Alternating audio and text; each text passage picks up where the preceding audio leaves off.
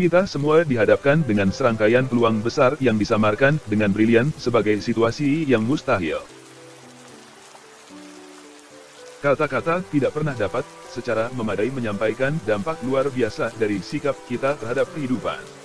Semakin lama saya hidup, semakin saya yakin bahwa hidup adalah 10% apa yang terjadi pada kita, dan 90% bagaimana kita menanggapinya.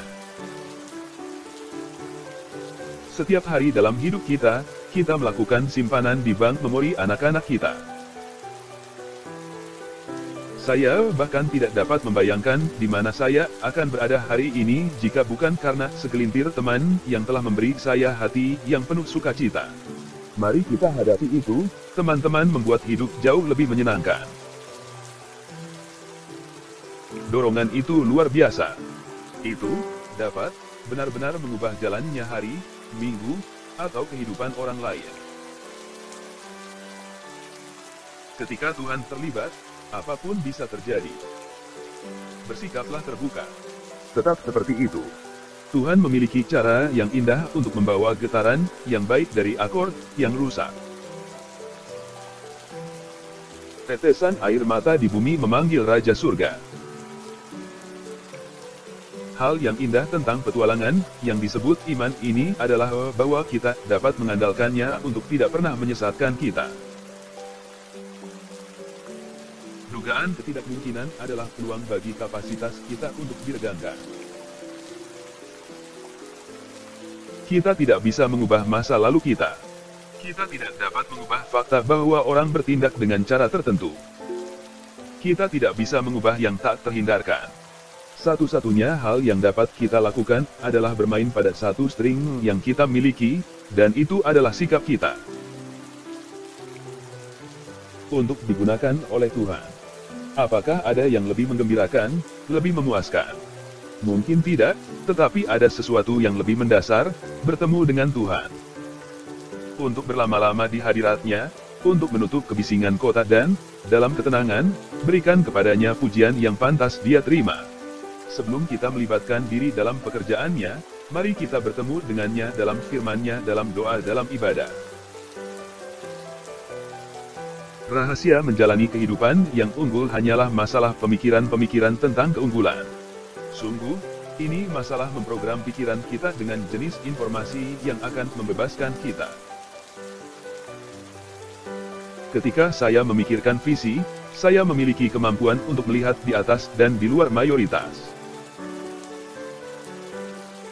Ketika diintimidasi oleh siapa yang duduk di antara hadirin, kita harus ingat Raja segala raja juga ada di sini, dan itu adalah pesannya. Sebagai pengganti kelelahan dan kelelahan rohani kita, Allah akan memberi kita kelegaan. Yang Dia minta hanyalah agar kita datang kepadanya, bahwa kita meluangkan waktu untuk memikirkan tentang Dia, merenungkannya, berbicara kepadanya, mendengarkan dalam keheningan, menyibukkan diri kita dengannya benar-benar dan benar-benar hilang di tempat persembunyian di hadirat-Nya. Anda ingin mengacaukan pikiran anak-anak Anda. Begini caranya dijamin. Membesarkan mereka dalam konteks agama eksternal yang legalistik dan ketat, di mana kinerja lebih penting daripada kenyataan. Palsukan imanmu. Menyelinap dan berpura-pura spiritualitas Anda. Latih anak-anak Anda untuk melakukan hal yang sama.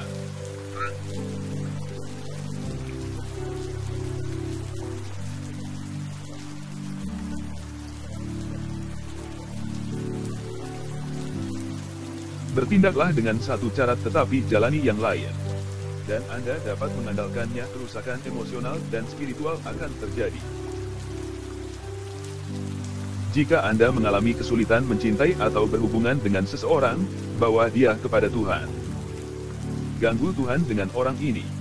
Apakah Anda tidak diganggu dengannya, tinggalkan dia di atas tahta? Tertawa adalah terapi paling indah dan bermanfaat yang pernah Tuhan berikan kepada umat manusia.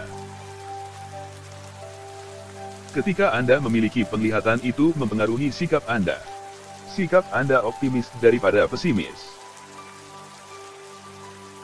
Lebih dari sekali Yesus dengan sengaja membahas masalah-masalah tertentu yang dengan cepat mengurangi jumlah penonton. Komitmen itulah yang menipiskan barisan. Emmanuel. Allah beserta kita. Dia yang tinggal di surga, bersama-sama setara dan bersama-sama kekal dengan Bapa dan Roh, dengan rela turun ke dunia kita. Dia menghirup udara kami, merasakan rasa sakit kami, mengetahui duka cita kami, dan mati bagi dosa-dosa kami. Dia tidak datang untuk menakut-nakuti kita, tetapi untuk menunjukkan kepada kita jalan menuju kehangatan dan keamanan.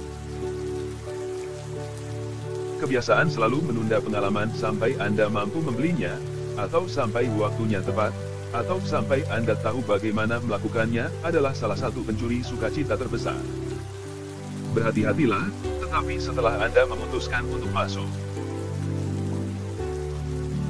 Dengan saya telah menyelidiki Alkitab, mencari contoh-contoh orang percaya awal yang hidupnya ditandai oleh kekakuan, prediktabilitas, penghambatan, kebodohan, dan kehati-hatian.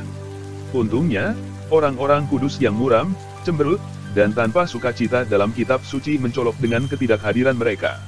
Alih-alih, contoh-contoh yang saya temukan adalah tentang orang-orang percaya yang suka berpetualang, mengambil risiko, antusias, dan otentik yang sukacitanya menular bahkan di saat-saat pencobaan penuh.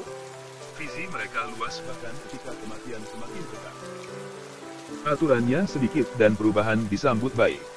Kontras antara dulu dan sekarang sangat mengejutkan. Hal yang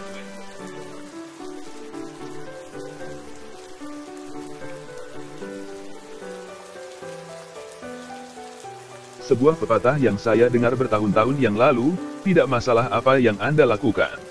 Lakukan saja sesuatu, bahkan jika itu salah. Itulah nasihat paling bodoh yang pernah saya dengar. Jangan pernah melakukan apa yang salah. Jangan lakukan apapun sampai itu benar. Kemudian lakukan dengan sekuat tenaga. Itu nasihat yang bijaksana. Keluarga adalah tempat di mana prinsip-prinsip dipalu dan diasah di landasan kehidupan sehari-hari. Angin kompromi yang cepat jauh lebih menghancurkan daripada sentakan kemalangan yang tiba-tiba. Dugaan, ketidakmungkinan.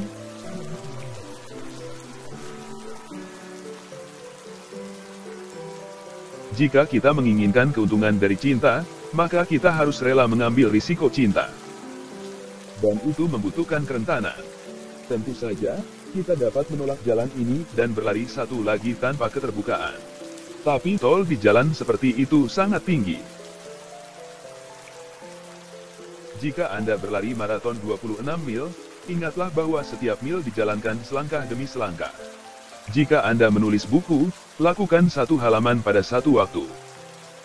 Jika Anda mencoba menguasai bahasa baru, cobalah satu kata pada satu waktu. Ada 365 hari dalam tahun rata-rata. Bagilah proyek apapun dengan 365 dan Anda akan menemukan bahwa tidak ada pekerjaan yang mengintimidasi. Perbedaan antara sesuatu yang baik dan sesuatu yang hebat adalah perhatian terhadap detail. Paket terkecil di dunia adalah seorang pria yang terbungkus dalam dirinya sendiri. Ketika engkau menderita dan kalah, itu tidak berarti engkau tidak taat kepada Tuhan. Bahkan, itu. Jalan kepatuhan sering ditandai dengan saat-saat penderitaan dan kehilangan.